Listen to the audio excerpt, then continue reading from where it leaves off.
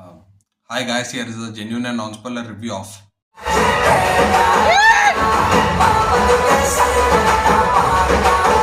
Friends. ఈ మూవీలో first half అయితే చాలా అంటే చాలా బాగుంది. అదొక ఫీలింగ్ వస్తుంది కదా, ఈ అమ్మ ఏం ఫీల్ ఉంది రా ఈ సినిమాలో అని. చాలా లవ్ స్టోరీ కానీ మస్తు క్యూట్ ఉంది. కాకపోతే రొటీన్ స్టోరీ కానీ సుహాస్ అన్న యాక్టింగ్తోనైతే ఇచ్చి పడేసినాడు.